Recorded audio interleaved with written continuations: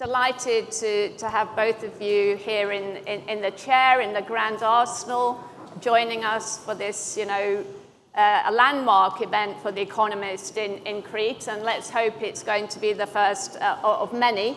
Let's get straight into it. I've been covering Greece for decades, actually, at The Economist, but particularly since 2014. And I guess you could say that a decade ago, Greece was a byword for crisis, for economic mismanagement. Today, it's widely seen in a very different way as a case study, maybe in definitely a case study, I would say, in democratic resilience, also now in macroeconomic stability and economic reinvention. But maybe the next challenge is going to be even harder. And that, Prime Minister, is the question of how a country moves from a recovery phase, to a stabilization, and then into transformation. So, how do you first of all, it's a real pleasure to be here with you. We're very happy that we are organizing this conference in my home city, in this beautifully restored and very important historical building. And if I may jump directly into answering your question, yes, the previous years have been a lot about re-establishing the macroeconomic balance that was greatly disrupted during the years of the crisis. And a lot of the emphasis has been placed on restoring the health of our public finances, making sure we bring down our debt, making sure we borrow at reasonable interest rates, obtaining investment grade, and producing healthy primary surpluses, because these are necessary not only to reduce our debt overhang, but also to support public policies which are of great importance to us. But a lot of the emphasis of our second term has also been placed not just on stabilizing the economy, but making sure that we transform it. And in this vein, public investments, and I'm jumping into a topic I know that Mariana is very, very interested in, has played a very, very important role. And we are in Crete, and this is an island which has benefited tremendously from significant public investment. And let me just highlight three projects of great importance. The first, which has already been completed, is the two electric interconnections between Greece and the mainland. These are important, not only for reasons of energy security, but also because Crete used to burn diesel oil in order to produce electricity, and now it can benefit from an interconnected network and also leverage the significant renewable potential that the island has. The second incredibly big public investment has been the new airport in Heraklion. When we're looking at the potential of this island as the sort of the epicenter of the dynamic Greek tourism industry, we cannot envision an island growing to the 21st century with 20th century infrastructure. The old airport in Heraklion is struggling to meet the increased demands of people wanting to come to Crete. So building a brand new airport was a priority for us. It will be ready hopefully in 2028. 70% of the project has been completed. And the third big infrastructure project was building a new highway that essentially runs across the northern part of the island. Again, a very significant public investment in infrastructure which is necessary to drive the island forward. So for us, when we look at our agenda, public investments do play an important role alongside policies that foster entrepreneurship, bring in investment, and leverage the comparative advantages of our country. And of course, also all these projects, they're being constructed by our big construction companies. So this is essentially a public-private partnership, given that these are concession models, which in our mind work very, very well. So this is no longer just about stabilizing the country, improving its image abroad. I think this work, to a great extent, has been done. Of course, we always need to be very vigilant. This is about the new phase of growth in which public investment plays a very, very important role, especially here in Crete. Absolutely. And before I bring Mariana in on this, just a follow-up question really about this transformation, this change, and how you see that, because we all look at change in different. We have different perspectives. I'm looking at what's changed from outside of the country as an analyst. Others are looking at it from the point of view of citizens. You're looking at it from the point of view of the architect of these changes. And I can say for me that the most important change, I think, came really at the beginning with the embrace of agency. To coin a phrase, a British phrase, Greece taking back control of its own fate and deciding, to change things in a really fundamental way, and in that sense, taking responsibility and government making itself really accountable to people and for what it did. But I'd like to hear from you what you think is the most significant change that's taken place in Greece over your first 2 terms. Well, I think what you highlighted is quite important. Greece, for a decade, was struggling under a regime of intense supervision. And I think one of the reasons why we did not exit this crisis earlier had to do with the fact that there was no political consensus to implement reforms which we knew were necessary, and we never dared to take full ownership. So I think this has really changed. This government has a strong democratic legitimacy. We were elected twice with a very, very clear agenda and a very clear platform. And when I look at the commitments that we made in 2023 and I compare them to the deliverables in 2026, we have met most of our commitments. For example, we tried to make our second term about wage growth and support of disposable income. If you look at the minimum wage, it was at 650 euros when we came into power. It's at 920 euros now. I mean, the median wage for full-time employment has exceeded 1,500 euros, which was a target we had set in 2023. Unemployment, probably our biggest success. We don't talk enough about it. It was at 18% in 2019. It's dipping under 8% now. We're talking about 600,000 jobs that have been created. Greeks returning from abroad, voting with their feet. These are the people who left during the crisis, and now they're returning because they're good jobs and they believe in the prospect of the country. Having said that, there are still difficulties, and in a time of general discontent with politics, we need to be aware of the fact that the increase in the level of prices, the cumulative inflation, has eroded a significant percentage of the wage increases. And there are many people who are struggling today. The affordability crisis is real. It's not something certain parties have invented. And we need to acknowledge it and we need to focus on it. But the solution is not to offer promises which we cannot deliver on. Whatever we do has to be within the confines of our fiscal space. And whatever we do needs to be laser focused on growing the economy. We may discuss about this later, but the big problem of Europe has always been growth. We're growing at double the Eurozone rate now. Am I happy with this growth rate? No, I would like to see it even higher.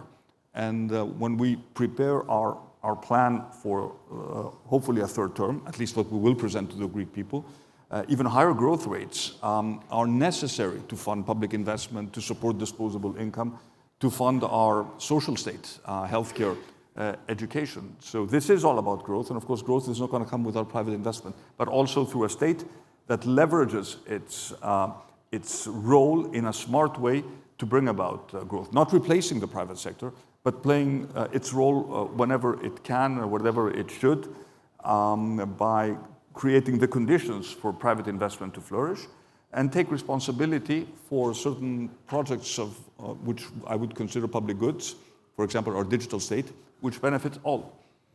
Well, maybe we should stick with that question of what is the proper role of the state, and turning to you now, Mariana, because this debate about the state, I mean, I remember it from the early 90s, because I was also an Eastern Europe panelist, so the whole Washington consensus, a debate that, the debate really seems to have turned full circle. Maybe not quite full circle from the 70s state interventionist, idea of the state, and the Washington consensus, the state should be taking a back seat.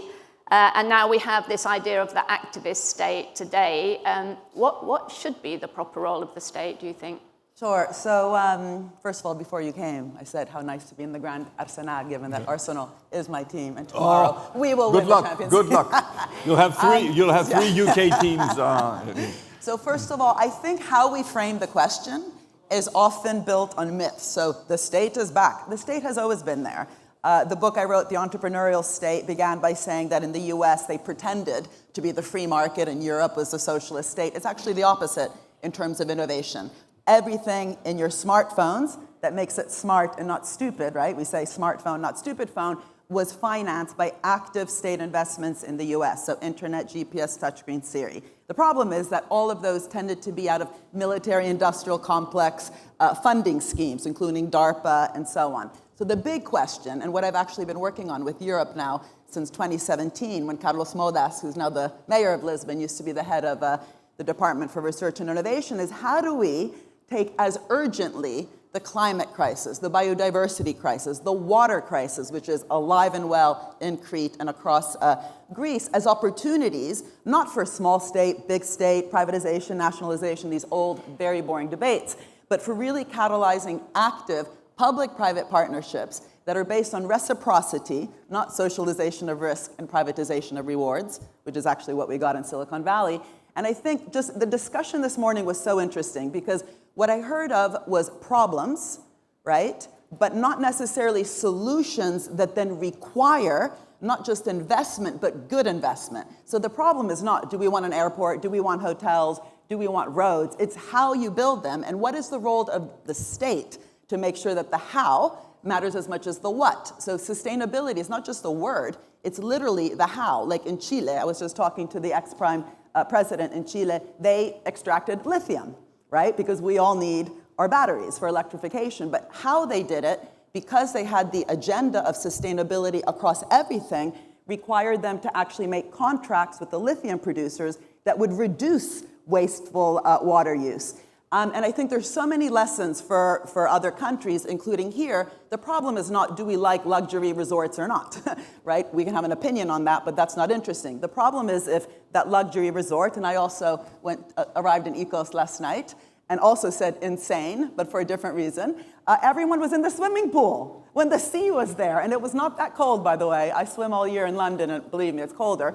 And so when we waste water on a beautiful island with gorgeous sea, incredible biodiversity, fertile land, and if we start destroying that environment because of how we're building the airport, how we're building the resorts, that's not a good state, right? So something like 400 to 800 liters a day is what an average tourist uses of water in a luxury resort. It doesn't have to be that way.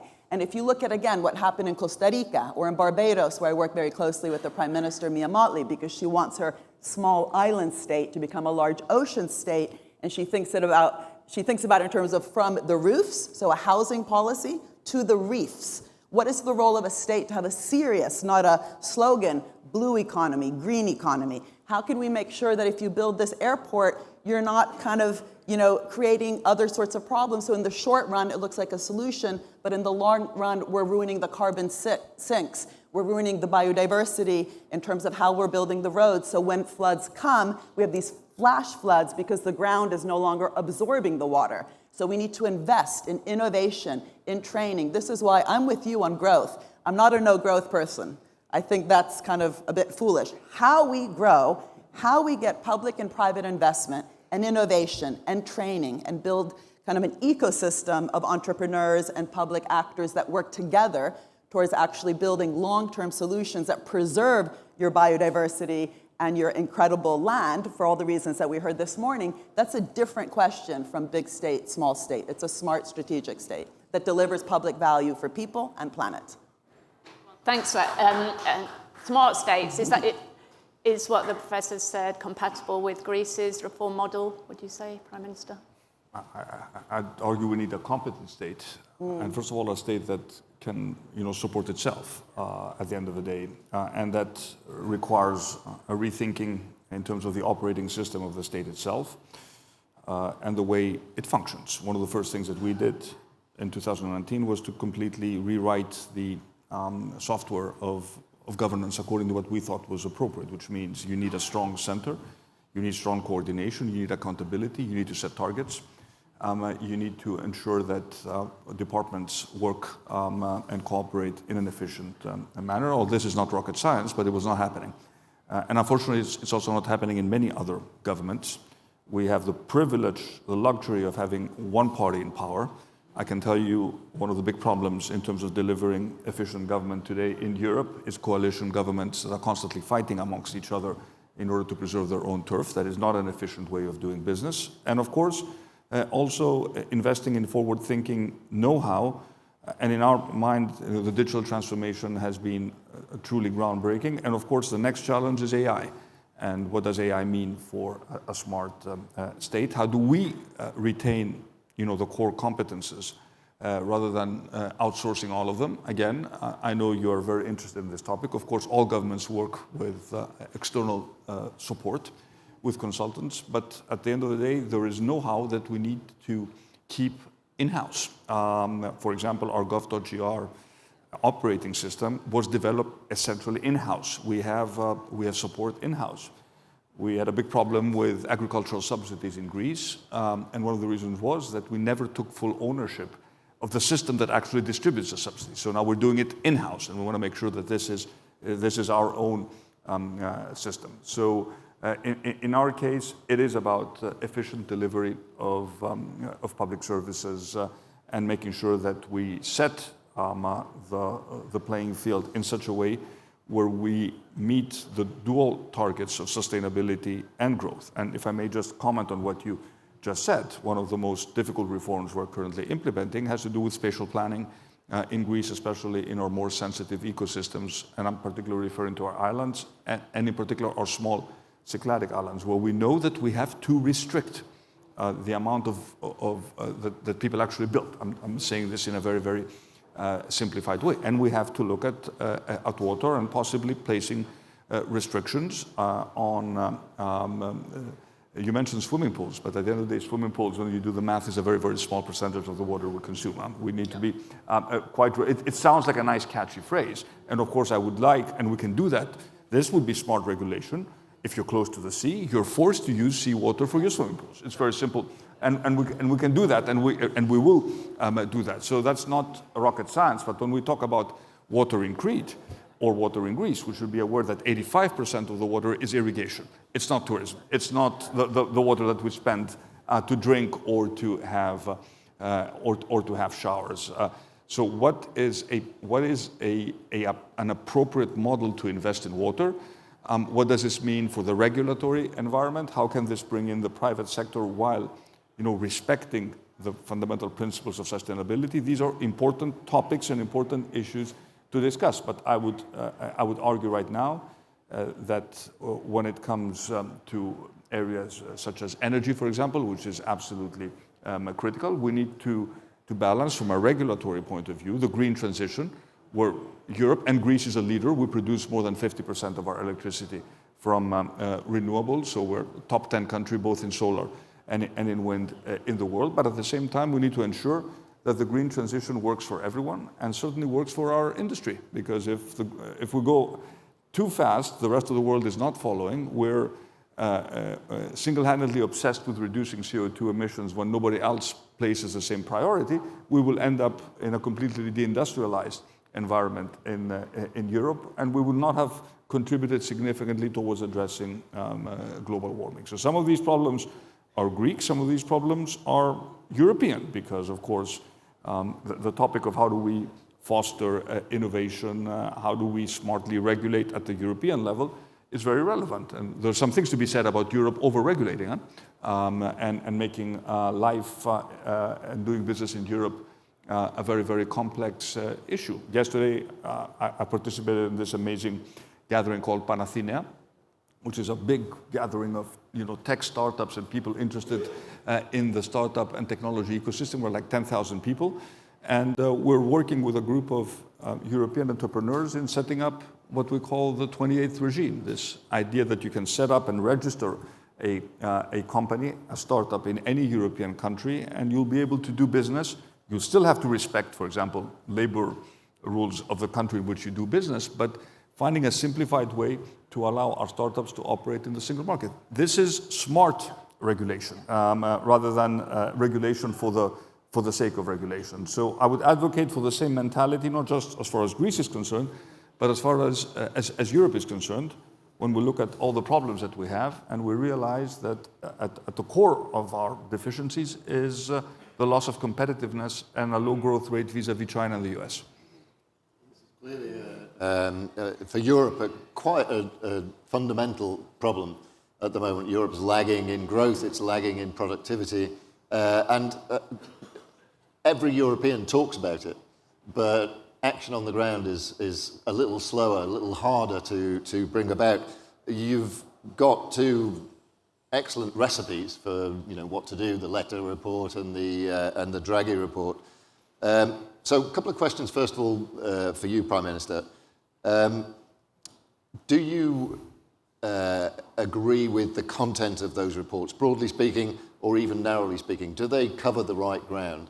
And secondly, how does one go from a plan, however much people support it, to action, to implementation? And where's the gap? I would be very happy if we could adopt 100% of the Letta report and 100% of the Draghi report tomorrow, even if I don't agree with everything. Why am I saying this? Because it's very easy to cherry pick. You read the Draghi report, you say, okay, I like this, this, and this, because I also wear sort of my national hat and I have to balance between my national and my European priorities. But the diagnosis is correct, and the recipe is correct.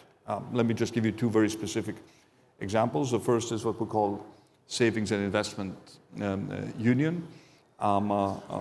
When you look at where do the European savings go, they go abroad. When you look at the liquidity of the US capital markets, there's just no comparison. So we need at some point to pool resources, and some of the countries need to agree that they have to do that and give away some of the regulatory authority that they have over their domestic capital markets. I was speaking to a very successful startup yesterday. We are a European company. We just signed an MOU with them. For a successful company, is it conceivable today to list on a European stock market when the liquidity in the US is 10 times as much?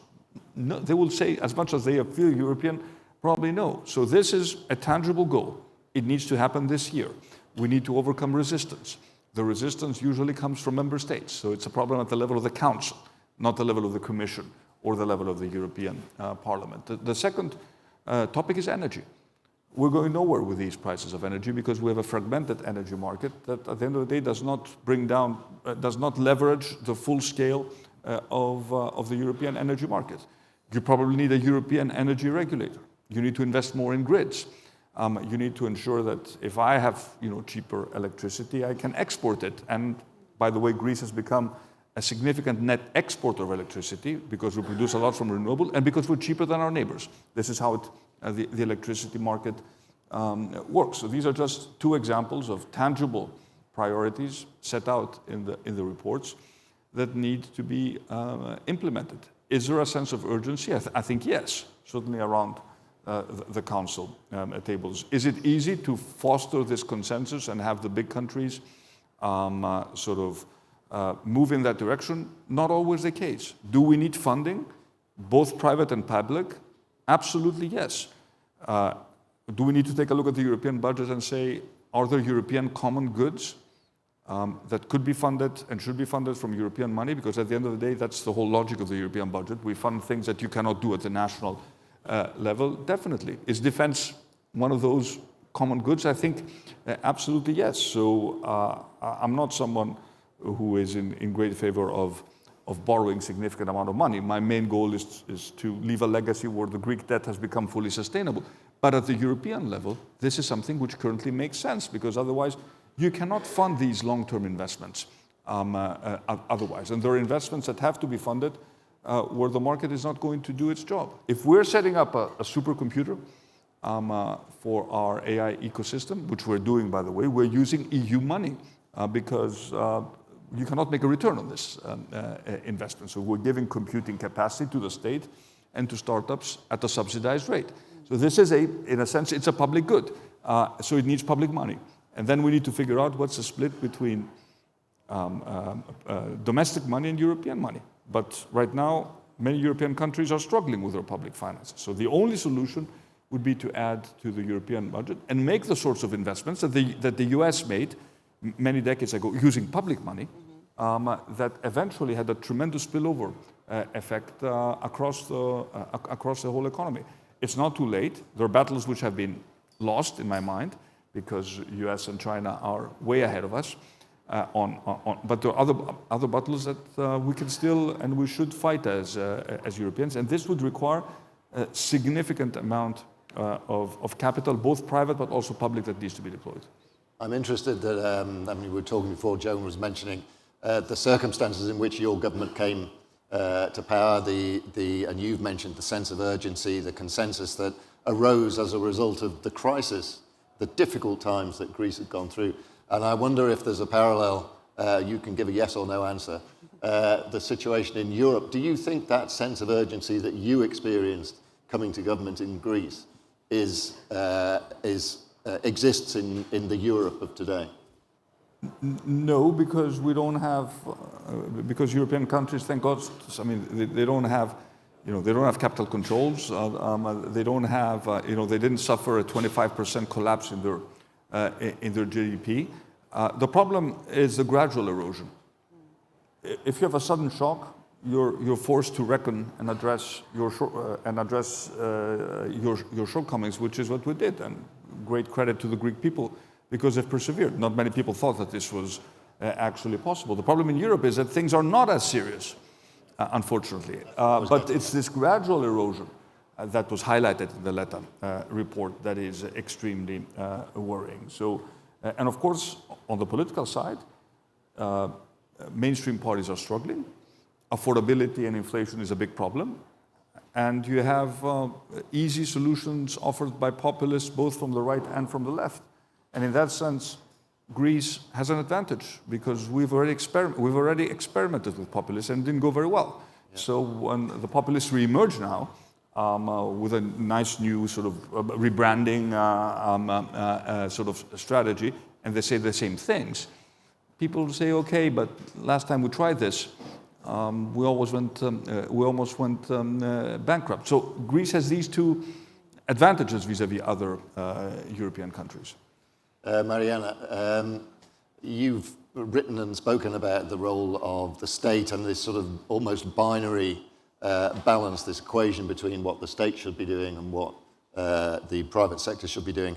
In the case of Europe, the state lump of that equation is disparate, lots of different conditions from country to country.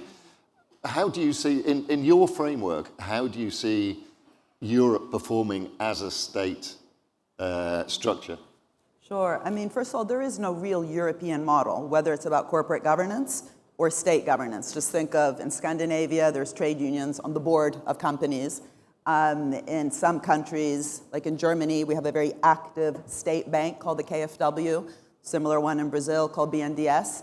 It's not just active in putting in a lot of money, because there was a goal, the Energiewende, they put conditions on the private sector. So not just subsidies, guarantees, tax incentives. They said to the steel sector, for example, that was in trouble, as steel is in trouble almost everywhere, that if they wanted the public loan, it was conditional on reducing the material content of production. If they weren't interested, go to the end of the queue. They were interested, and now the only reason there's green steel in Germany was because of that kind of conditionality. I actually worked on something similar in the US where the Secretary of Commerce, Gina Raimondo, called me in on the back of the entrepreneurial state book I wrote, and she said, help us design the CHIPS Act, which in the US was trying to get chip sovereignty. And I said, just don't make the same mistake as you made last time. Put conditions not in this kind of regulatory way that you were rightly saying could just kind of impede innovation, but incentives for innovation. In other words, if you're getting a public handout, you need to reinvest your profits, so no share buybacks. use energy efficient supply chains, and improve working conditions. That's just minimal. If you're going to get state money, there should be incentives for innovation, reinvesting, and not financialization. But I do want to just come back to the point that you raised. First of all, it's so important what you talked about in terms of gov.gr, because that's rare, and you should be applauded, your government, for having invested inside that capacity within the state. That's not true everywhere. In Italy, for example, we have very weak state capacity. Every time we do a riforma della pubblica amministrazione, sounds beautiful, because everything in Italian sounds great, but it's actually been quite bad. It's just cutting of kind of civil service and thinking, is it too much or too few civil servants, instead of investing in the training precisely so we less rely on consultancies, which I think in Greece is still sort of a problem, but it's true everywhere. But you talked about growth. So if Europe wants to grow, first we just need some basic math and what causes growth? It's investment, right? Innovation causes growth. The Nobel Prize last year, Acemoglu and Aghion, they've written about this. I've written about it. Schumpeter wrote about it. Do we have innovative economies across Europe? Some yes, some no. The UK, by the way, we are not very innovative right now. We are 26th in the OECD for business investment. So how do you catalyze business investment? This is what Carlos Modes and I tried to do in Europe. We said, stop just thinking sectors. Yes, we want renewable energy. Of course we want AI, and to use AI to help us do all sorts of things, including greater water efficiency. But unless we have a mission-oriented Europe, clear what the problems are, then it's too easy to then just go back and think in a sectoral way. And we end up having our top sectors. And so I think this is a crucial point. It's actually, I've just written a book called The Common Good Economy, where I say that public goods are important, but because they've been framed by economists as corrections for market failures, we actually don't have what Aristotle talked about. We're in Greece, so I can say it, the telos, the goal, and the polis, no? The community. So how we all interact, public, private, capital, labor, the state and citizens. Do citizens on the ground in Crete have a say? In terms of what we even mean by sustainability, also making sure that the investments get reinvested back in. I think one of your moderators this morning asked the head of the resort to what degree the profits made are reinvested in the community. That's a big question anywhere. And so I think one of the problems in Europe is that the Draghi report, as you say, had so much good stuff. But first of all, if there's no real Europe, that we all kind of do our own thing and sometimes against each other, as we saw after the financial crisis, but also if we don't learn from each other, what works in Italy, what works in Germany. We, for example, in Italy have very good nursery schools. Germany has very good Fraunhofer institutes, so places where science and industry meet. They have very good vocational training for workers. They had conditionality linked to their public loans. Greece has amazing things, including what we heard this morning, the Mediterranean diet. But one thing is, are we even using the government levers like procurement, which is 20 to 30% of a government budget, to foster and diffuse the Mediterranean diet, even across the whole public service? Hospitals, prisons, school children. Every school child should have access to healthy, tasty, sustainable lunch. That requires a smart state that uses procurement to generate that with local manufacturing. And I think there's great examples in Greece, but I just think we need to go away. Let's wind it up there, because we start to get into a policy discussion that you can have with the Prime Minister and keep him on track. But the point is that drives growth. Yeah, indeed. We don't have much time, but I don't think we should finish the day without touching on technology and AI, because this is unlike anything else that any of us have experienced probably in our lifetimes. This is a transformative moment.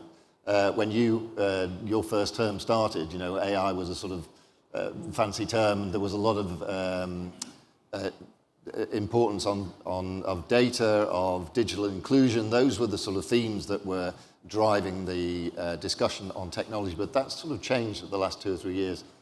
How has it changed for you, briefly? How has it changed your outlook on the way you're going to shape policy over the remainder of your time in office? This is probably the most complicated question that you could ask, and we would need a whole day to analyze all the implications of this incredible technological revolution. And all states are struggling. One, I think, has a clear mind, because the technology is changing so fast, and because essentially we have created supranational actors, the big tech companies that have so much power that they're able to also shape the public discourse in their direction. Of course, when it comes to the state, there are huge opportunities for efficiencies when it comes to using AI. But this, of course, requires identifying how AI can actually improve the delivery of public services or the processes of government itself, training your employees and your civil servants in looking at AI as a true tool, and making sure that we sort of address the fears within the public service that AI could actually replace their jobs, which in the case of the public sector is not so much of an imminent risk. Then, of course, second obligation is to look at the certain clear sectors or those areas of policy where AI can deliver profound improvement, such as healthcare, where the balance overall is going to be positive. In our case, building a new defense ecosystem is a big priority, and moving away from the old legacy systems of our Department of Defense. And this is generating a lot of interest because it's also driving growth and innovation, and a lot of the defense tech eventually spills over into the real economy. But of course, we also need to be very aware of the fact that there are regulatory battles that have to be fought when it comes to technology and AI. I've been at the forefront of protecting our kids and our teenagers from social media. We are legislating in that direction, but this is only the first battle that we will fight, because we're scratching the surface in terms of the way our kids and our teenagers interact with technology. I was speaking about this yesterday. How do we feel about having AI companions chatting to our kids and our teenagers, and having our kids creating these types of virtual relationships with AI agents? I have a hunch this is not going to be very good for their mental health. So what does this mean in terms of also interacting with the big tech companies and setting clear boundaries in terms of this is what you can do, this is what you cannot do. And Europe has been relatively protective of its digital market, and I don't think that we need to be overly regulative in our approach, but if there are certain issues we care about, we need to make that also very, very clear. And of course, the biggest challenge of all is the big job displacement. I'm afraid no country is prepared, because we simply don't know exactly what will happen to the job market. But when I look at, for example, the companies developing, and we're talking to them, we even signed an agreement with them yesterday, very sophisticated AI speech agents, what is going to happen to the people who work in call centers? Because I can guarantee you in 3 to 5 years, these jobs may no longer exist. So we need to think proactively about the jobs that will definitely be threatened at the beginning. We need to think about the jobs of the future. You mentioned nurses. Nurses are going to be around in the age of AI, but we have a shortage of nurses now in Europe. So why are we not encouraging, what can we do more to encourage our kids to consider these careers, which we know are going to be around even in the age of AI taking over many jobs. I think this is a debate that is still in its infancy, but I'm afraid that the speed of the change is so quick that governments will always be rushing to catch up, and this is not just a Greek problem. I think it's a global problem. Yeah, I think overlaying on that, the structural questions we were putting about the shape of Europe complicates the response even more, but we'll leave that there. And Mariana, we're very short of time.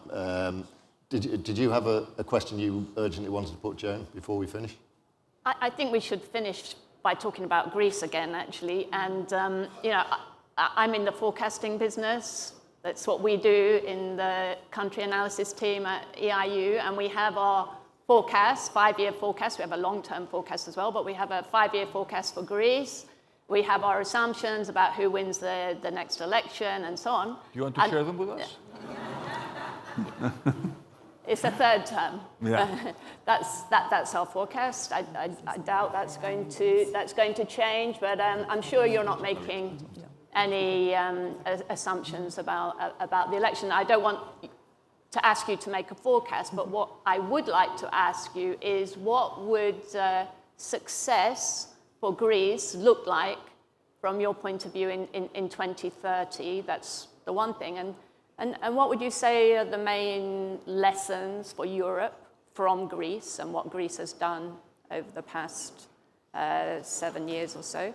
Well, the main goal has to be faster convergence with Europe. This is what people will feel.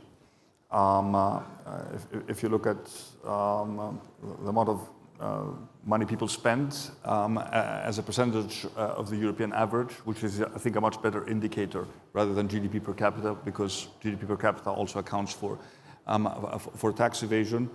We're probably around 80% of the EU average. So if we want to converge with Europe, we need to grow much faster than Europe. And we're not going to grow without investment. So a sort of, I would say, almost an obsessive focus on ensuring that we create the best possible investment environment and that we use the power of the state to attract the sort of investment that we want, because this is not investment at all costs. It is the investment that we like. For example, we've had this big debate, and I recognize this is not going to be popular here in Greece, in Crete, what I'm going to say. If I'm going to use state subsidies to support investments, I took a conscious decision to do less in tourism and more in manufacturing. Because these are the types of jobs that we feel we need, and because I think that tourism is doing well enough that it does not need the amount of incentives that it got in the past. So these are the sort of regulatory decisions that you have to take. And then develop certain areas of excellence where we can actually leapfrog some of our European colleagues. And the digital state is probably the best example. If you look at healthcare, we've made huge improvements in healthcare over the past 4 years. You can book a doctor now from your My Health app anywhere in Greece, and you're probably going to have an appointment in a week's time. I'm not sure this is possible in the NHS. This is a very good example of how you can use technology to empower people, to drive efficiency, to bring down costs, and to make the whole system more transparent. So these are some of the areas I would clearly focus on, and of course make sure in our public demeanor to be humble and to continue to listen to people and their true concerns. It's very easy if you're getting into your 8th year to become, and especially if polls indicate that you're going to win the next elections, this is the biggest danger. So we have an election to fight. We know we've moved the country in the right direction, but we know there's a lot of work still to be done. And we need to acknowledge that many of the grievances that feed the populist parties in Europe are real grievances. So if people care about their disposable income, they care because we have seen a rapid increase of prices across the board over the past 4 years, which is only made worse as a result of the war. So choices need to be made. And the state is not, when we think about the state, you think about, okay, there's public, there's the state bureaucracy, but the state is people at the end of the day. It's politicians making decisions and making trade-offs. If I have a fiscal surplus to spend, I took the conscious decision to support families with children. I could have done something else. I could have cut VAT, for example. So these are the sort of difficult decisions that you make that at the end of the day, and you can only be judged by whether these decisions are successful. So I think reestablishing a minimum trust in the political institutions, which at the end of the day comes down to accountability. I'm a big believer in accountability. I would really love the people to look at what we told them in 2023, literally go through our manifesto and tick the boxes. And I think if they're going to do that, they will see that we've actually delivered on most of our commitments. People never vote for you for what you've done. Maybe a building can get named for you because of your work, but you're not going to win an election based on your record. But if your record has been a record of consistency, then people are probably going to place more trust in you if you tell them that you're going to do more things in the next 4 years. So as we're gearing up, and let me conclude with this, towards what is essentially going to be our last year in power, we should never forget that at the end of the day, politics is basically about policy. It's about choices. It's about addressing real problems. It's about improving, public transport, which is a public good. I mean, if you've added more than 1,000 new buses in Athens, this is a good public investment because public transport is an important public service. So all these nice sort of ideological debates are good and interesting, but at the end of the day, people have problems, they expect solutions, and people are, at the end of the day, I believe, rational. They sit down with their families, they will discuss, okay, we've offered stability and predictability, this is important. We have a plan for how to move the country towards 2030. I think we're the only party now that is talking about the 2030 agenda, and I'm confident that we have a good chance that they will place their trust again in us. Wonderful. Well, thank you very much for that. I know you had stuff to say on there, but I don't think so.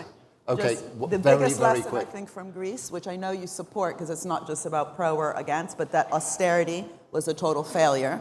The US had an 800 billion stimulus program while Europe was austerining, and everything you've just talked about, having a smart, capable state, investing in public transport. This is not about focusing on the numerator, debt, but on the denominator, GDP, and the direction of that GDP. So how we build, how we grow. As you said, 70% of carbon emissions come from agriculture. All this needs an active state that works well with the private sector. And we need sandboxes, so we should use Crete or Sicily or other places as examples where to build good public-private partnerships. And personally, I don't think we're there, but it's precisely conversations like this that I think get us closer. Okay, well, you stole the last word from the Prime Minister. Thank you.